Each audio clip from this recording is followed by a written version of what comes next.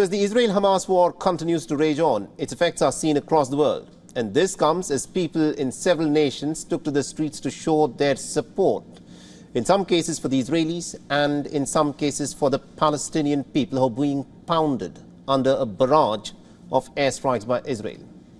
In New York City's Times Square, thousands of demonstrators marched through the streets to show their support for the Palestinian people.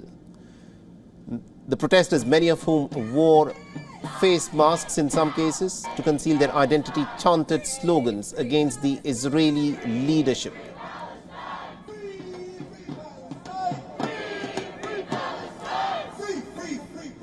The New York Police Department has stepped up its security measures to maintain law and order in the city.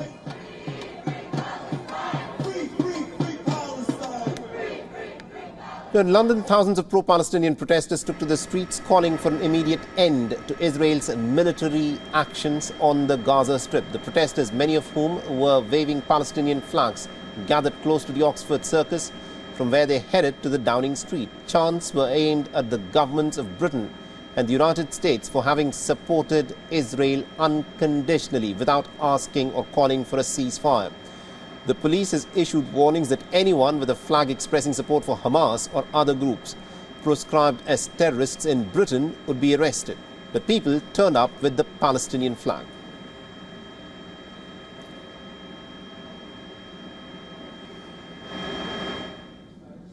Similarly, thousands of protesters took to the streets in the Italian cities, such as Naples, to express their support for the people of Palestine, who are at this moment being pounded by a barrage of relentless air bombs by the state of Israel. Hundreds of people marched with a banner which read, "No peace under occupation." Meanwhile, in Rome, scores of pro-Palestinian students clashed with the police, saying that they tried to detour from a rally route that had been approved by the authorities.